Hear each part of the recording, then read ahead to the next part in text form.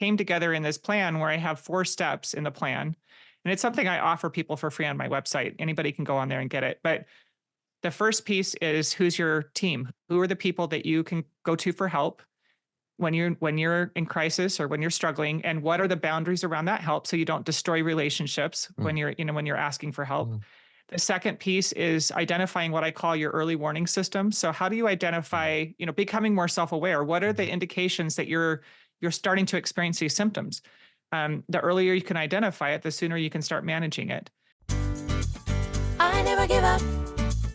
I never give up. I never give up. Turn around. Hi, folks. Welcome back to Neff Inspiration, my show on YouTube and as a podcast with me, your host, Stephan Neff. Today is another fantastic day for an interview. I've got Michelle Reittinger with me. And Michelle is a woman who unfortunately had to experience the darkness of depression, but also the massive, massive, crazy highs of manic episodes. And we're talking here about bipolar disease, bipolar disorder, where you cycle between these two highs and lows and highs and lows. And that can be incredibly upsetting for the people who are in the midst of it, and of course, all the loved ones that are around them. It's a brutal way, and there are challenges with regards to treating this problem. And Michelle is advocating a new way of looking at bipolar disorder, and I can't wait to hear more. Michelle, welcome to my show. Thank you so much for having me. I'm really happy to be here. Oh, brilliant. And it is so bizarre, this disease. I mean, it's hard enough for people to imagine that there is this darkness of depression. And if many people out there have not yet been it, because the chance is 1 in 3 in a lifetime that you will have a major depressive episode. But fewer people have been in this kind of manic uh, phase and have experienced that. Did the whole thing start with you? Who were you before you first felt an inkling that, oh, there's a roller coaster waiting here? Yeah, I just kind of grew into it. I look back now and I can see clearly where it started. But at the time, it just kind of was a gradual thing. Mm, I was in a marriage when I was 19 years old. I was married, and my ex-husband became abusive very shortly after we were married. And I stayed for about a year and 2 months until I finally got the courage to leave. And after that, I didn't want to talk to anybody about it. I didn't want to think about it. I just wanted to move on with my life. And so I went back to college. I was a sophomore when I got married, and I took about a half a year to kind of get my bearings again. And then I went back to school. And during college, the last 3 years that I spent in college, I started experiencing kind of erratic mood swings. I would go for periods where I would have really elevated thoughts and feel really excited about life and get new plans, and they were big plans. I at one point I was going to be, go to become work for the foreign service and go to Russia and become an ambassador, and then the next week I was going to teach math. I mean, it was like just really kind of dramatic shifts in my life plans, and then that was offset by severe depressive periods. And I didn't know I was depressed. I just was, crying all the time. I was in college and I wouldn't go to class. I'd stay home either sleeping or watching television. And I just thought I had no self-discipline. I'd beat myself up. I felt really bad about myself. And then somehow I would come out of it and I would get new life plan and I would get new ideas and new goals. And my parents lived in a different state. And so all that they were seeing were, during the periods where I had this elevated mood, they were getting calls every day, and I was talking really rapidly and really excitedly about all my new life plans and all the things I was going to do. And then there would be radio silence for weeks, where they just wouldn't hear anything from me. And then the next time they heard from me, I had completely changed all my plans again. And and so it started to get worse, and they started to become really concerned.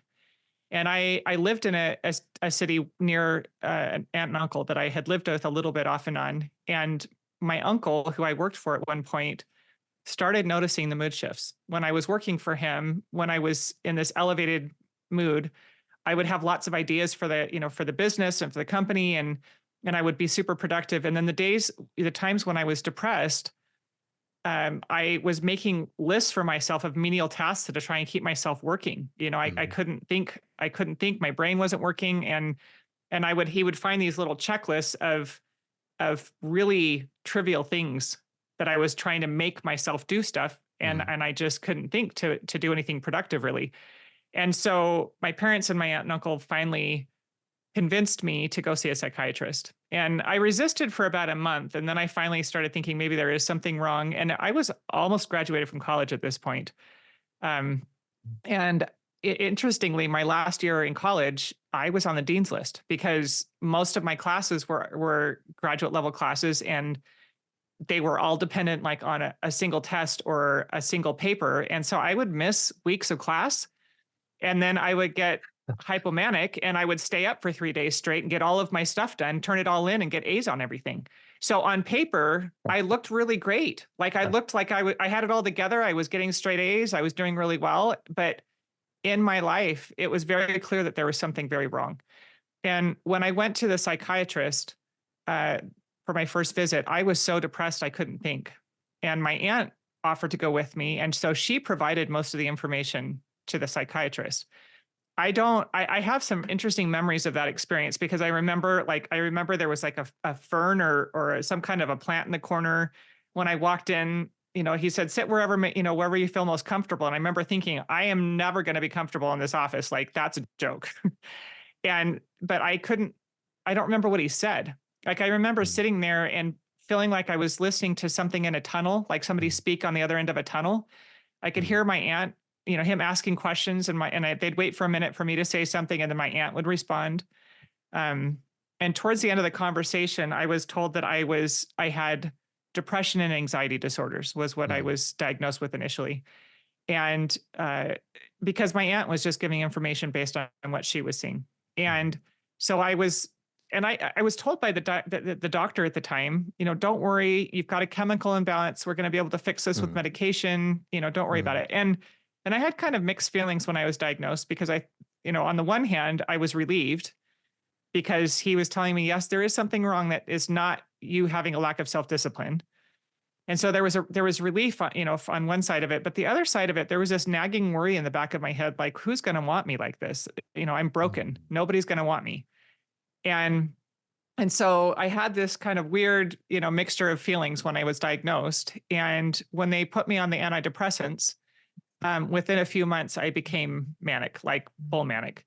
And so then they said, we misdiagnosed you. You have bipolar. And they diagnosed me with bipolar 2 and started me on lithium. And I had a psychotic episode on lithium. So that was the beginning. And I aggressively pursued traditional treatment for 12 years. I believed the doctors that I had a chemical imbalance. I didn't know at the time that theory of illness had been completely debunked already. But I listened to the doctors. I was told that having bipolar was like diabetes and medication was like insulin. And so I just kept taking the medication. I was very med compliant. At one point I was on 7 different medications. They had me on 2 mood stabilizers, 2 antidepressants. I had a anti-anxiety medication.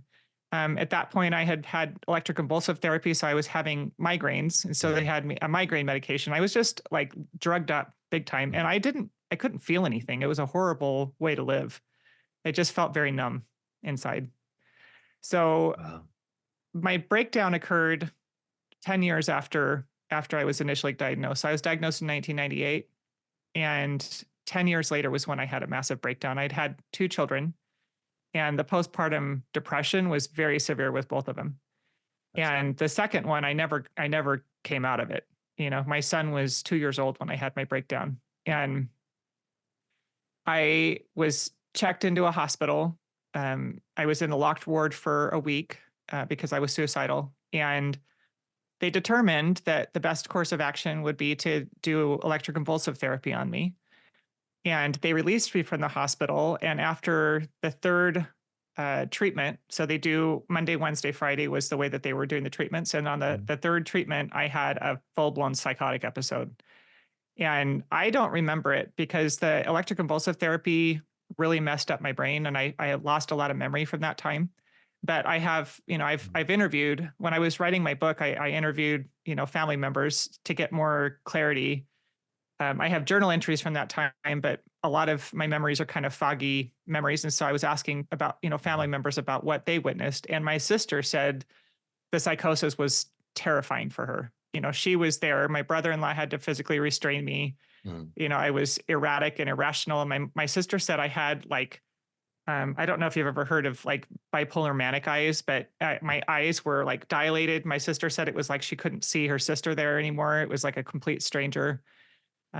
So I ended up back in the hospital. So I was in the hospital for the last 3 weeks of the treatment. And when they released me, they insisted on putting me on lithium, even though I'd had a terrible reaction to it before.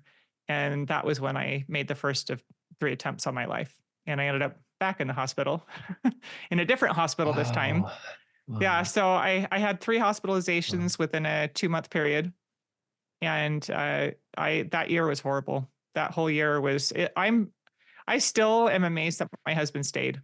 I've asked him multiple times. I actually had him on my podcast at one point and just asked him, like, why did you stay? And he said, I don't know. He said, I loved you. I felt like I'd made a commitment and I wanted to follow through on my commitment. But Wow. it definitely did a lot of damage to our relationship for a while because I was, so off the charts. Like I was, some days I was totally in love with my husband and I was going to make $1 million. And then the next day I was sure I needed to leave my husband and start over somewhere else and get on a bus and just go somewhere. I was like, it was just that whole year I was just very erratic and unpredictable.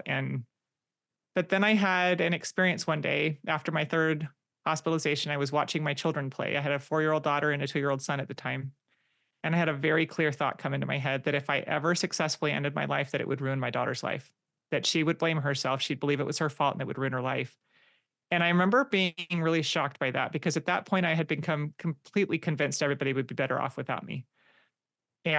But I knew that was true. She's a caregiver. She likes to take care of everybody. And I knew when I had that thought that it was true.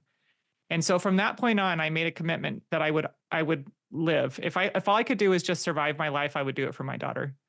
But that was a turning point for me because I started to recognize I needed to figure out a way to manage this so that I didn't ruin my kids' lives. Wow. So. Wow. Okay. I'm so sorry that you had to go through this horror of 10 years. And in all fairness, I want to say something about the treatment you've received, because obviously my colleagues really threw everything at you that they felt would be of help, or that felt would be of give you a chance of improvement. You described the electroconvulsive therapy, and that's something where people think, oh my God, that's horror, that's one flew over the cuckoo nest and things like that. You get these kind of wrong perceptions. It is a non-medication treatment that has saved many lives. So we need to say that. Having said that, this treatment can mess with the memory, absolutely. So memory disturbances are well described for that. So having said that, no one will just think, oh, let's give her a little bit of ECT. No. That is reserved for very, very severe cases where there's a clear risk to yourself or to others. Because sometimes there's also the risk of homicide. There's a risk of you taking out yourself in a car with other people in the car and just thinking everyone is dead, everyone is better off.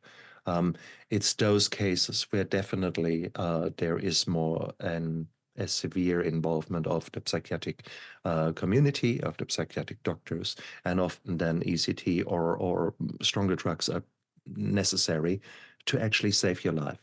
So let's call it for what it is. Let's not throw the baby out with the bathwater. At the same token, here you are, having gone through dark times? Because obviously the medications didn't really help very much.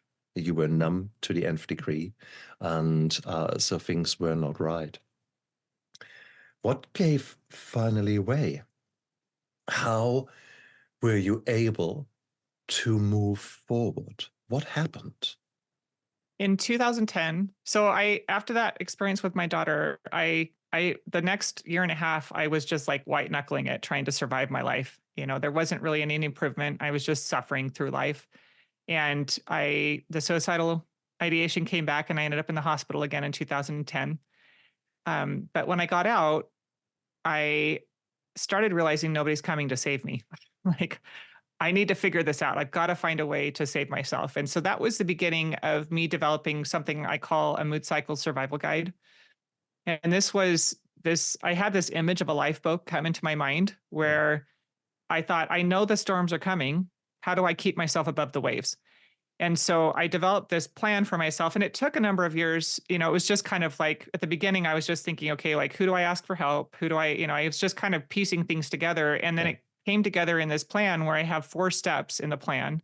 And it's something I offer people for free on my website. Anybody can go on there and get it. But the first piece is, who's your team? Who are the people that you can go to for help when you're in crisis or when you're struggling? And what are the boundaries around that help so you don't destroy relationships when you're asking for help? The second piece is identifying what I call your early warning system. So how do you identify, becoming more self-aware? What are the indications that you're starting to experience these symptoms? The earlier you can identify it, the sooner you can start managing it. And then also identifying triggers. What are the things that trigger? Because oftentimes these are things that are triggered by outside things. It's not always internal. So a lot of times something, if you've had trauma that's been untreated, you might have triggers for, trauma responses. And then the third piece is identifying your power priorities. And one of the things that I experienced when I was experiencing either depressive or manic episodes was an inability to make sure that the things that mattered most were getting taken care of. When I was manic, I would get big ideas and I'd get big projects going, and I'd forget to eat. And as a mom, that meant my children weren't getting fed, and so I would get these big things going on, and my kids are going through the cupboard in the kitchen trying to find something to eat because they're hungry, because mom's in the other room redecorating, or I'm working on a sewing project, or I'm, whatever it was at the time. And then the other side of it was, when I was depressed, I couldn't get myself out of bed, and I kept trying to make myself do everything. And it was like trying to climb a hill in a mudslide. And so I developed this, what I call power priorities, based on, actually, it was an experience we had in a storm, where it knocked the power out in our town for a week, and we didn't have a generator. So we had no power for a week, but we had friends that had a generator and invited us to come over to their home, and we got to have a hot shower and a hot meal. And I was thinking about the fact that when somebody has a power generator, they can't power their whole home. You have to identify, what are your power priorities? What are the things that you really need while the power is out until the power's back on? And so I started doing that with myself emotionally, where I would think, okay, what are the things that matter most that I need to make sure I keep doing, and then let go of the rest of it. Beautiful. Okay. Yeah.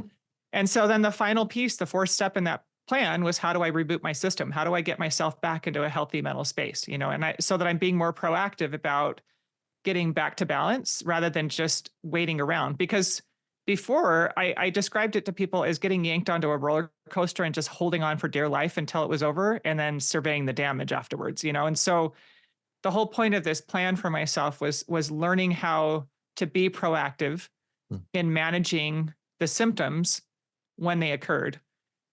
And so that was something that kind of gradually developed over time. And then in 2010, at the end of 2010, my doctor and I actually discovered a micronutrient treatment that was designed specifically to help people with bipolar disorder. And he had been my doctor for 8 years at that time. And so he had seen how hard I was trying. He knew I was very med compliant. I was taking everything and nothing was helping me. And so he looked at the studies that had been done on the treatment and agreed that it was worth a try. Nothing else was working. This is definitely worth a try.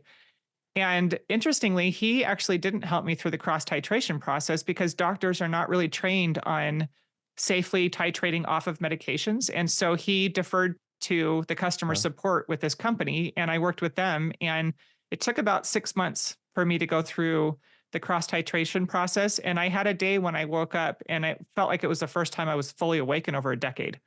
I called my husband. I was so excited. I was like, oh my gosh, like my brain feels normal. I was like, is this what normal people feel like? And at first he thought I was manic because I was so excited. Yeah. And I kept trying to tell him, I'm like, Scott, I'm not manic. I feel totally calm. I'm just happy. Like, I don't know how to describe what I'm experiencing right now, but it's like my brain is awake finally, and I kept saying, I'm healed. I'm healed. I was not healed yet. It was just like at the very beginning, but it was such a relief for my brain to start working normally again and to feel more normal, And so from that point on, I just started, and I did not know I was healing during that 10-year period was I was just discovering additional tools. I thought I was just learning how to manage my bipolar symptoms better because I believed what I'd been told, that bipolar is incurable. I believed that it was a chronic problem that I was going to have for the rest of my life. And so I just kept thinking, I'm just learning how to live better with this. But in 2020 was when I started my blog, and I started doing research at the time. So I thought, if I'm going to tell people about what I've done, I want to know more about it. So I started getting books on, I had done micronutrients. I got a book on the studies that have been done on micronutrients. It's called The Better Brain. It's Dr. Bonnie Kaplan and Dr. Julia Ruckledge were the doctor, the researchers that wrote that book. I started, studying about mindfulness meditation. Was a big life changer for me when I started practicing that. I started learning more about trauma processing and learning how to actually process trauma and heal from it rather than just learning how to cope, And as I did the research, and I was still tracking my moods, and I was getting to a point where I thought, I'm not experiencing symptoms anymore. I didn't know that was possible. And as I was doing this research, I started discovering I was actually healing the underlying causes of the symptoms with each of these tools. And I had gotten to a point where I no longer was symptomatic. I don't experience symptoms anymore. And we've had major stressors in our life during the past few years. We lost a child. My husband lost a job and was out of work for over a year. We've been through major stressors, and I still was able to maintain balance and have normal responses to that. When we lost our son, it was a devastating thing, but I had a normal response to that. It was the way that people would normally respond to it. Instead of a bipolar off the rails ending up in the hospital kind of response to it, I was able to still take care of myself. I was able to still take care of my, help support my husband. It was my stepson and my husband's son. So his grief was even more deep than mine.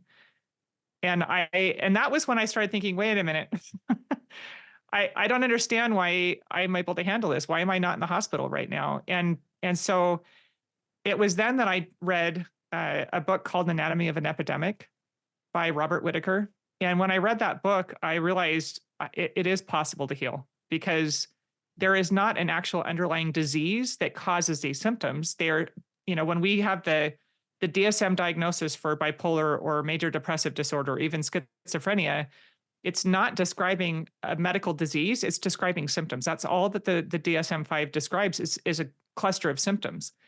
And if you can identify what has caused the emotional dysregulation, if you can identify, and there are often numerous factors, often people, are deficient in micronutrition, and probably have trauma. They may have injury from psychotropic drugs. They may have, used marijuana or barbiturates, or, there's a lot of drugs that can actually cause, these symptoms to occur in people. And if you can identify what has caused them and then treat the underlying source of the symptoms, you can actually heal the symptoms. Wow. What a beautiful insight. And I think this coincides increasingly the time as you discovered these possibilities, these new treatments. That is the same time frame that functional medicine has come onto the scene. Yeah. We nowadays know the importance of the gut microbiome and the importance of nutrition. For example, we know about the serotonin, and whilst you're quite right, there have been questions about the disease model of too little of one neurochemical and too much of another, etc. Whilst there are clearly questions raised. When you actually look at the basics, your gut, the gut bacteria, are very powerful in producing serotonin. For that, however, you need vitamin D3, you need micronutrients, you need the zinc, you need the magnesium, you need a number of other cofactors, you need protein, basically you need the amino acids to actually create that. If you don't have that, and if you actually have a very sick gut due to stress, due to drinking, due to a number of other issues, then this is further compounded.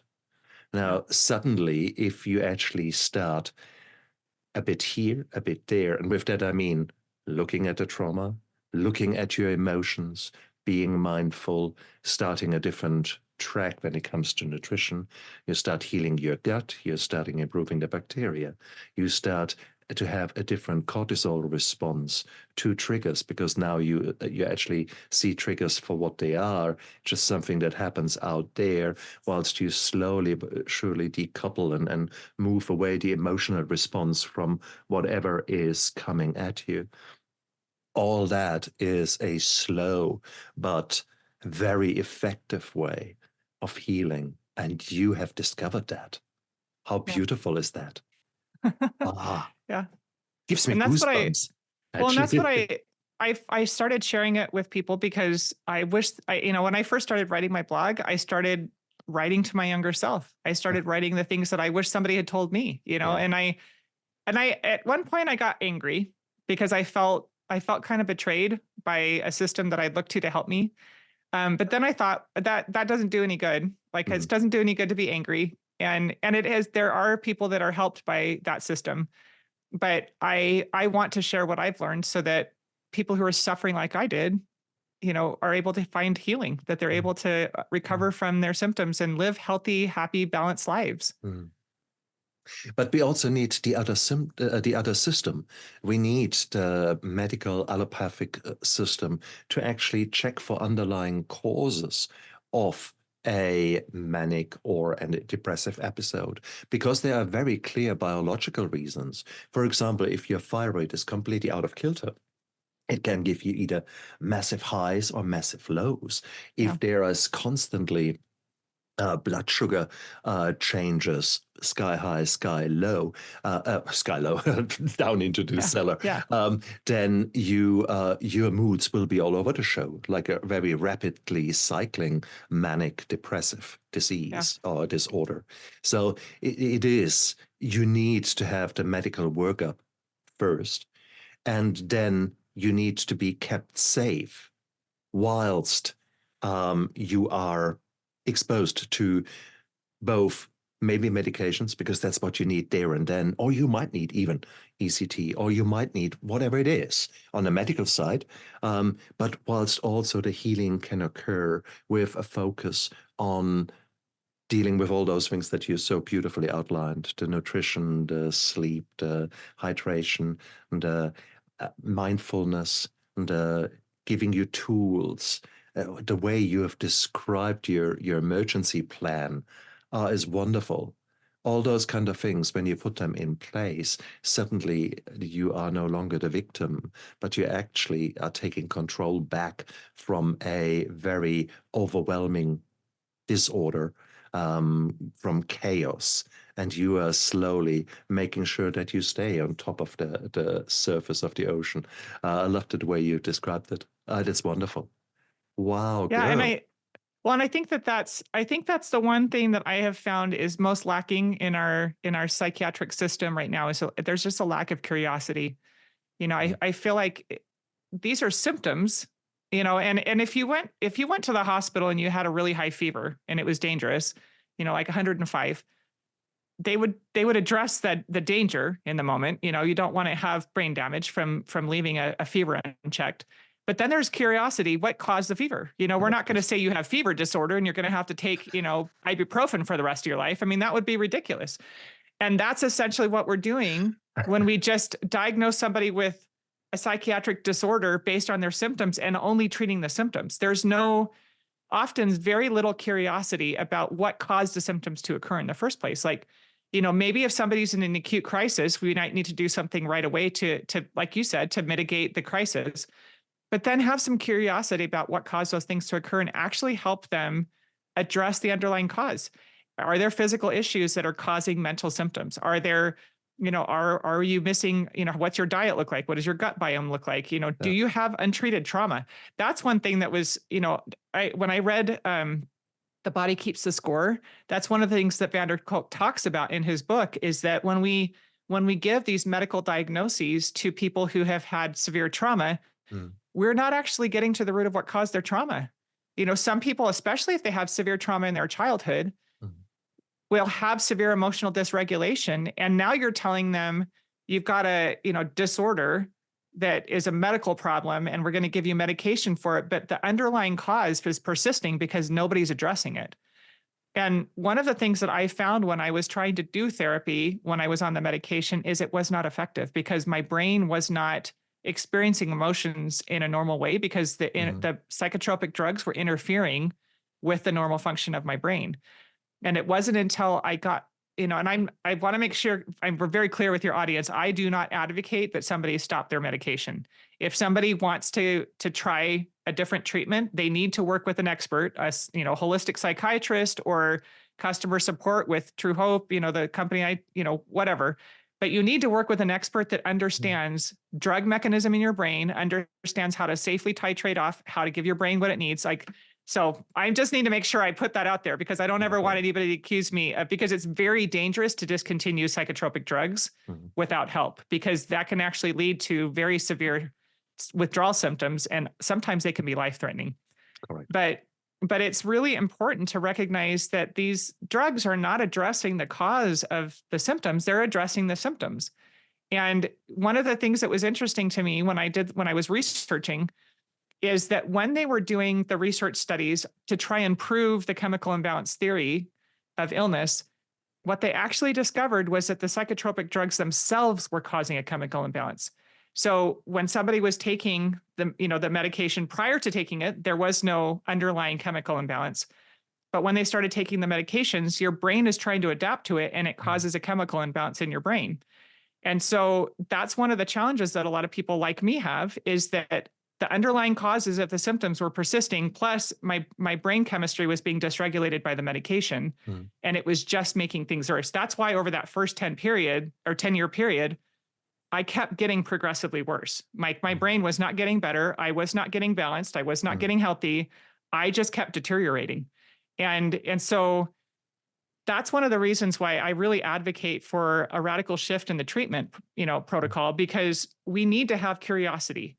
People are struggling with real underlying symptoms. A lot of times when I talk about these things, people think that I'm saying, your symptoms don't exist. That is not what I'm saying. I had very real symptoms. I was very real. I know I was in very real distress. But the problem was that there was zero curiosity about my history.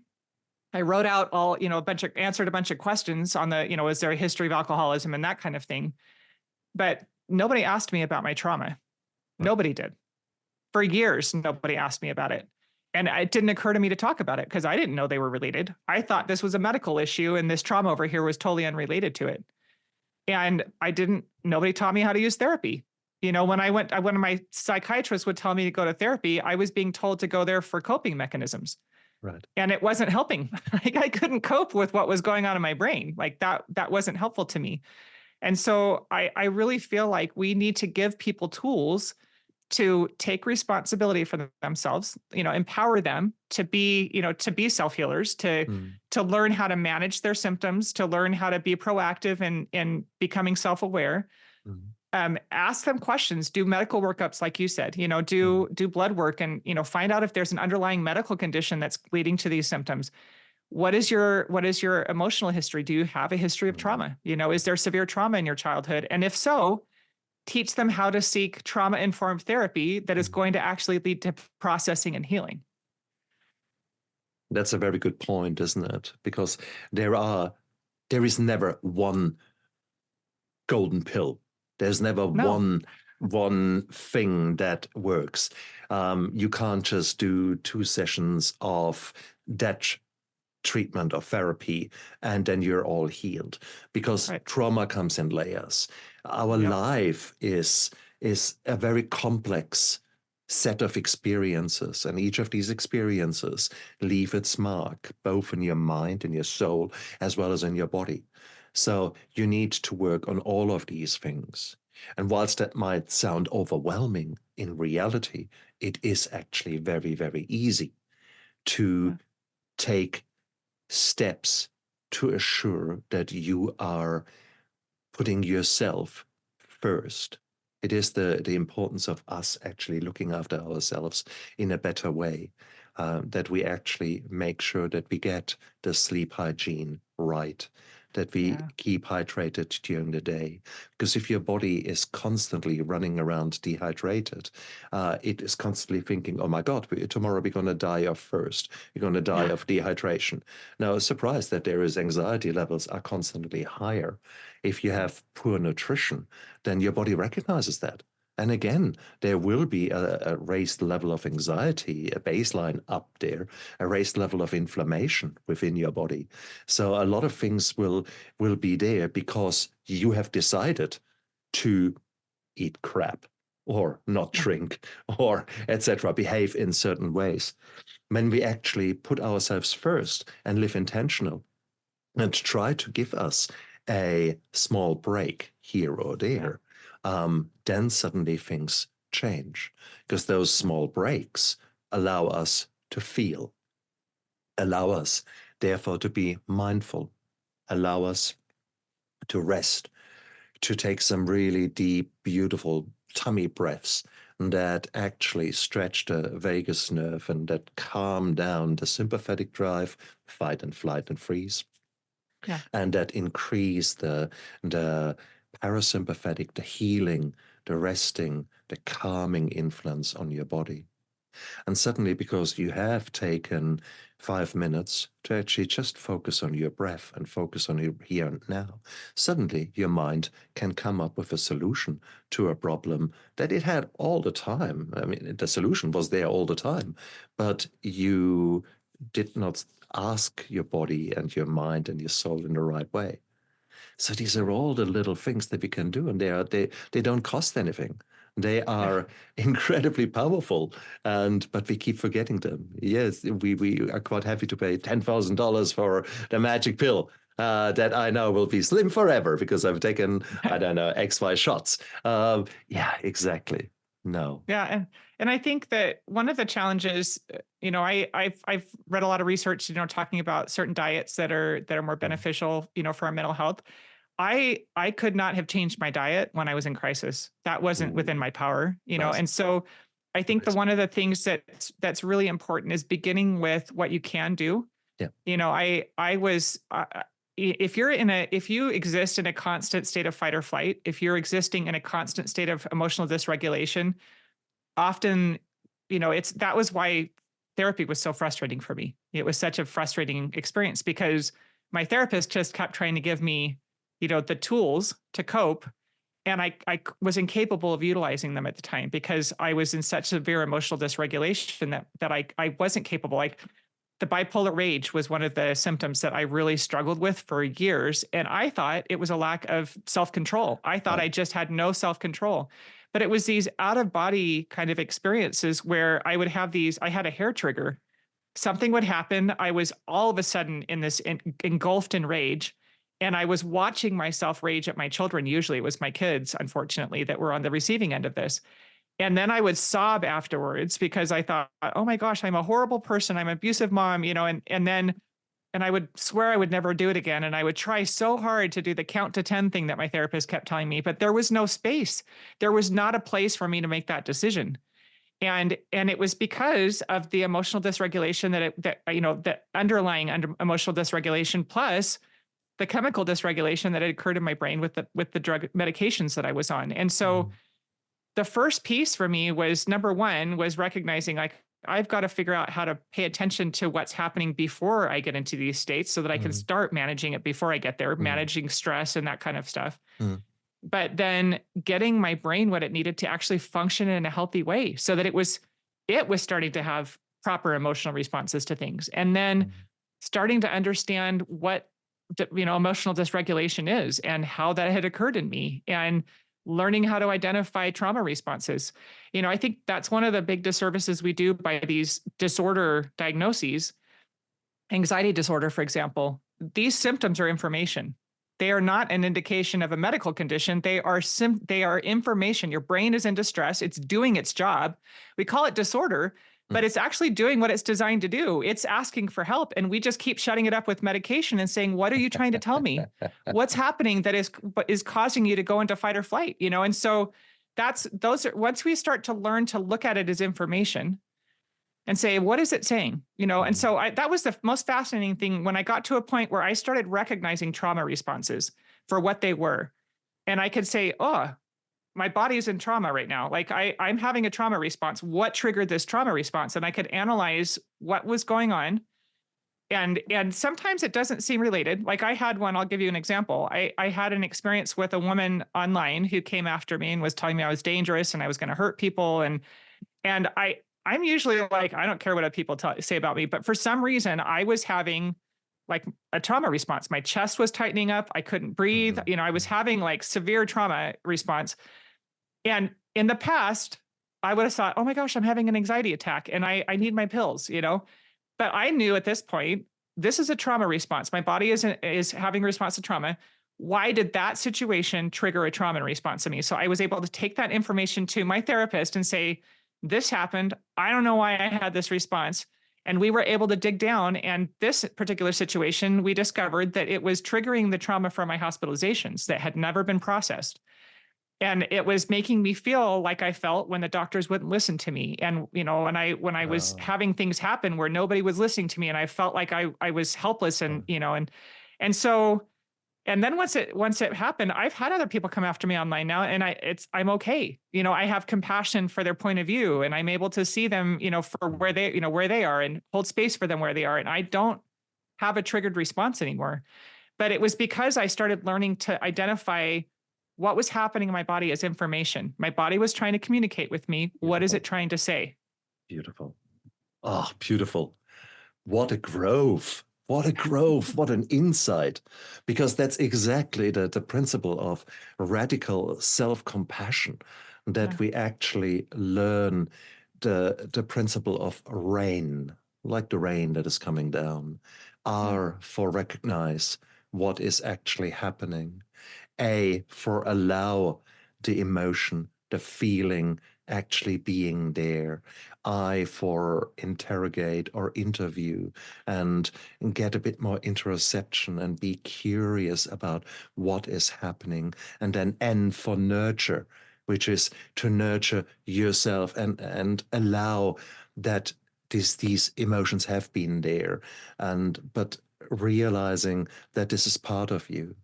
So rain is such a beautiful concept, and Tara Bach is a lecturer who is very much showing these principles of radical self-compassion. So it's a beautiful, beautiful principle that you have recognized yourself there. Wow. So these are all excellent, excellent steps, but none of them would have come up within a month of you realizing. We are talking about an ongoing journey, really. Yeah. And each and every new day brings new challenges. Each and every new hour brings new insights.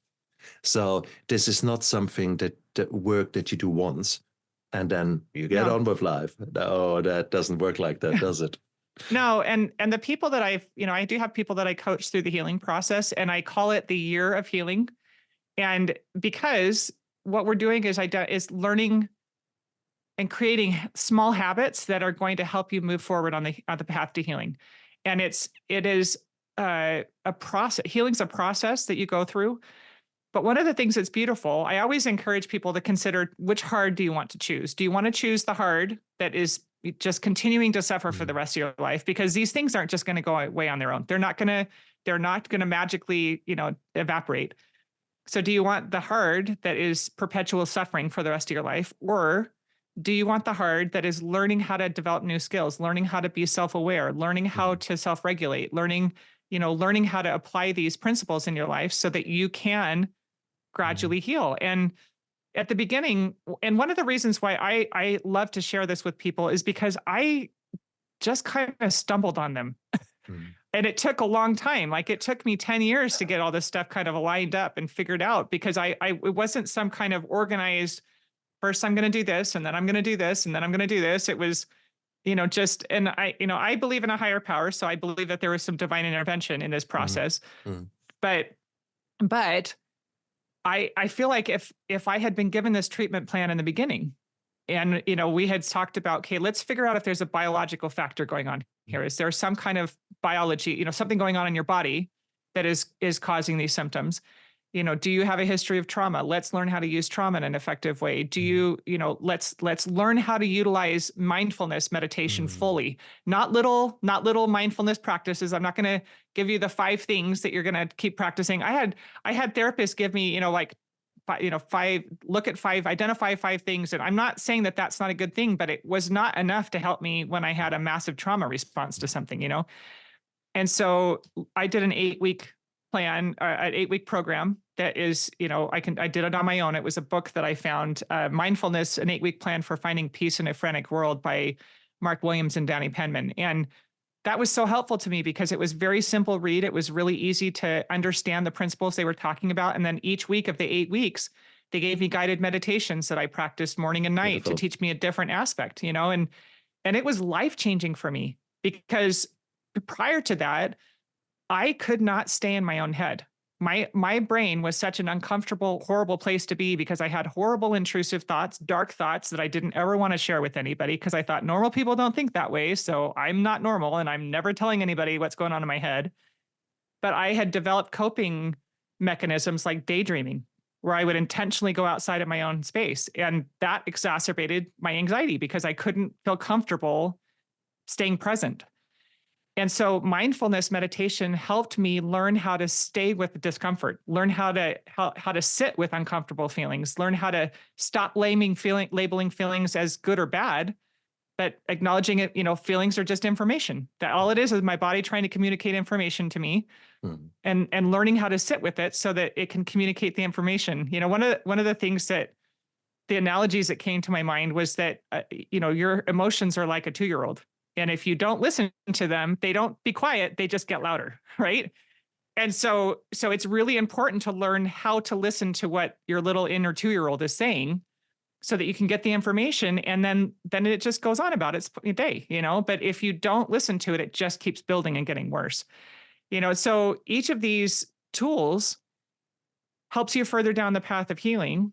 And if somebody would just give you that, lay it out for you and say, okay, this is where we're going to start. And then next we're going to work on this tool. And then next we're going to work on this tool. It empowers you to actually find healing for yourself, so that you don't have to figure all these things out on your own, and you aren't left to kind of wander around hoping that you can figure out the next piece of the puzzle. Beautiful. Oh, beautiful.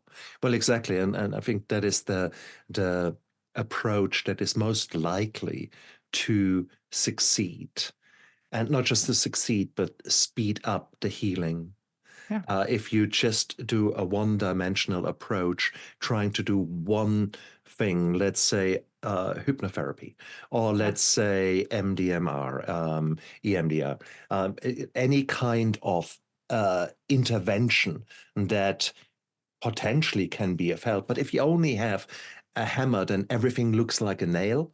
And it is very unlikely to work. But with such a multifaceted approach, it's very likely that you chip away. It is very much like Michelangelo taking a big block of stone and chip a bit here, chip a bit there, chip a bit there. And suddenly down the line, you've got this most beautiful statue, outstanding. But it will have taken considerable time.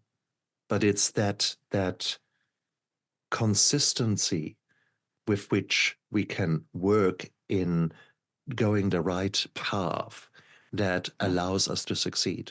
And that's exactly what you're modeling. That's exactly what you're bringing out. Every day, every second, in fact. We all have the same amount of seconds in a day, but some of us are far better in living intentional, and therefore using each and every second as an opportunity for choice, as a privilege to make the right choices, or at least try to. And, if you're flying from beautiful New Zealand, let's say, to Los Angeles, and if you look at the time that the airplane is exactly right on path, that's probably Right. 0.01% or something like that. You will Yeah. always go off the path and will meander. That's normal. Okay, you can't Yeah. get it right all the time. But if you keep just reminding yourself about who you want to be when you grow up, and Yeah. have this vision of someone who is not slave to his or her emotions, who is able to function despite the fact that life throws you new challenges and new trauma. This is beautiful. This is something wonderful to keep in mind. And there are ways. I think you're a beacon of hope. You're the candle in the darkness of others, because you are demonstrating that healing is possible, and that a diagnosis such as bipolar disorder is not necessarily okay, that's it now, forever. Yeah. There is no chance that you could ever improve from that. How Yeah. wonderful. Michelle, Yeah. And you're an amazing woman. Bloody hell. well, and I think that it's also really important to make sure that you have support on the, you understand why you're doing it. For me, I had a very powerful motivation. I loved my children. And even though at the beginning I didn't believe my life had any value, I knew their life had value. And so focusing on wanting to live the best that I could for my children helped get me far enough to the point that I got to a point where I started recognizing my own value. And so when I first started, I was doing it for my children. And as I started to heal and feel better about myself, then I started to do it for myself. Yeah. And it's really important to have a reason to do this, to focus on what is it, why am I willing to do this effort, do this work, what is it that is motivating me to want to live better? Why do I want to heal? And then have support, surround yourself, either online, or make sure that you're seeking out resources that are going to encourage you, that you can turn to when you're having a bad day, that you can ask for support or get commiseration from. That's one of the reasons why I think that sharing our stories is so important. When somebody recovers from alcoholism, when somebody recovers from mental illness, when somebody recovers, it helps you see, oh, they did it, maybe I could do it too. Exactly. And then making sure that you are feeding yourself with good things, making sure that you're consuming positive, uplifting content. One of the things that I struggled with when I was depressed is I gravitated towards negative things, which just exacerbated the depression. But I learned how important it is to make sure, just like when you're feeling sick, you don't want to eat junk. That's just going to make you feel worse, right? You need to do the same thing mentally. When we're struggling, look for things that are going to help you feel better, not things that are going to, magnify your depression or magnify your discouragement or frustration or whatever it is. So true. So true. And what if, just what if, there's this principle of the chicken soup being healthy for you when you're sick. And there are books like Chicken Soup for the Soul. Well, how about actually making chicken soup part of our life, our normal life? Yeah. Would there not be a bit of a prevention be possible? Could we not Absolutely. live lives that are full of joy rather than being the ambulance at the bottom of the cliff and then having the chicken soup when you're sick? Just a thought. So Yes, absolutely. we can do so much that is actually often not costing us much. And by us just actually living more with intention, we can live lives where we become new versions of ourselves. We become new humans, better humans, better, the version 2.0, 5.0 of you, of Michelle. And I love that. I love the power that these little decisions give me each and every day, because I celebrate them as wins. I celebrate them as something well done. And in the past, I was terrible in that. I was constantly yearning for more. I would collect all kind of letters behind my name and never be happy. Nowadays, me actually making sure that I eat something, that I have taken my nutraceuticals, my beautiful trace minerals, etc. Me Yeah. being out there and actually moving my body. These are all little wins. These are all Yeah. little things that I celebrate, and they keep me alive, and they keep me going through some rather big storms in my life at the moment, but I'm able to hold it together because of all the little work and because of all the lovely people. You were pointing towards the community. Here I am today, sitting with you, Michelle, and it is the most beautiful, heartwarming experience because we can share and we can exchange insights, which will allow me to be more steadfast today in my convictions, rather make it unlikely to veer off the path, fall off the wagon, do whatever it is, however you want to call it. So it's beautiful. So, Michelle, it is so wonderful. You're an amazing woman. If people want to know more about you, where can they find you? I have a website, myupsideofdown.com. And I have, my blog posts. There's links to my podcast on there. I have that free resource is on there. Anybody, can use it. And, I'm on Instagram at My Upside of Down and Facebook. And I think it's X now, not Twitter, X. Although True. I'm not super active on that just because I don't really understand that platform. But Fair call. Yeah. Look down there, guys, into the description of the YouTube video and of the podcast, because Michelle's details are all down there, her links. It is a wonderful opportunity to see the products of multiple avenues coming together and seeing someone healing, and now seeing this post-traumatic growth. That is what we see here. You are thriving. You're out there to make this world a better place. And I think if we both have this vision and actually a mission of making this world a better place, but we need to start with ourselves. We need to start with our own intentional living.